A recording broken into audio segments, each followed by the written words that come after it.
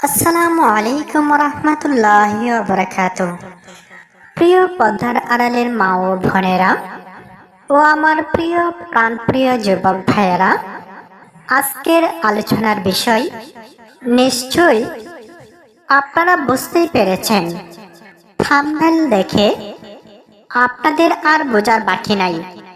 আপনারা জানতে চান সত্যিই কি এটি ইসলামে জায়েজ আছে? থাম্বনেলে যেভাবে লেখা আছে এভাবে কি জায়েজ আছে? হ্যাঁ, জায়েজ আছে, তবে আমার মুখের কথাই নয়, কোরআন হাদিসের দলিল সহ আমি আপনাদেরকে বুঝিয়ে দেব। যদি আপনারা শেষ পর্যন্ত ভিডিওটি দেখেন আর যদি স্কিপ করে চলে যান, তাহলে আপনি নিজের সর্বনাশ নিজেই করবেন। যেমন অনেকেই দেখবেন নিজের পায়ে নিজেই কুড়াল দিয়ে কেটে ফেলে। বলুন তো, এটা কার সর্বনাশ? যে ব্যক্তির পাও কেটেছে তারই তো ক্ষতিটা হয়েছে।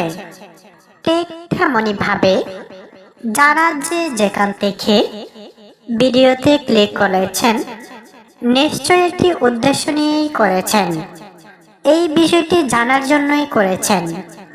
কিন্তু যদি স্কিপ করে চলে যান তাহলে তো কিছুই হবে না। আবার অনেক যুবক ভাইয়েরা বলেন, আপনি একজন নারী, আপনার কাছ থেকে কি শিখব? আমি বলবো, যদিও আমি নারী, আমার কথা শোনার প্রয়োজন নেই। আপনি কি কোরআন হাদিস বিশ্বাস করেন? তাহলে আপনি কোরআন হাদিসের কথা শুনবেন, আমার কথা শোনার কোনো প্রয়োজন নেই। প্রিয় যুবক ভাইয়েরা, এখন শীতের রাত, যার কারণে স্বামী স্ত্রীর মহব্বত অনেক বেড়েছে। বিশেষ করে যারা শহরে থাকেন তাদের মধ্যে রোমান্টিকতা অনেক বেড়েছে। কিন্তু যারা গ্রামে থাকেন, যাদের কোনো কম্বল নেই, এখনো ক্যাথার নিচে থাকতে হয়, ক্যাথাও আবার একদিকে টানলে অন্যদিকে শর্ট হয়ে যায়, এই পজিশনে যদি থাকেন তাহলে তো রোমান্টিকতা আসবে না।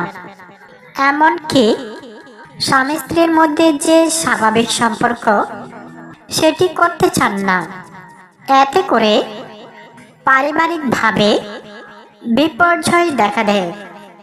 এখন আপনি কি করবেন?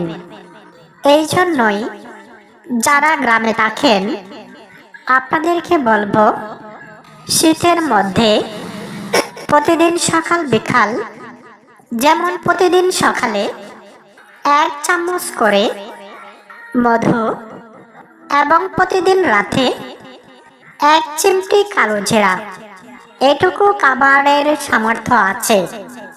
আপনি যদি এই আমলটি করেন তাহলে শীতের মধ্যেও আপনাদের শরীর খুব গরম থাকবে, সহজে ঠান্ডা লাগবে না, দেখবেন ক্যাথা ছাড়াই থাকতে পারবেন।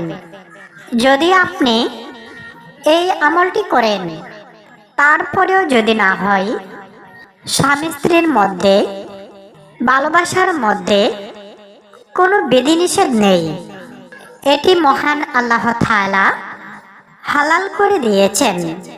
সূরা বাকারা 223 নম্বর আয়াতে মহান আল্লাহ তাআলা এই বিষয়ে স্পষ্টভাবে বলে দিয়েছেন, স্বামী স্ত্রীর ভালোবাসার মধ্যে কোনো বাধা নেই, তবে কিছু নিষেধ আছে।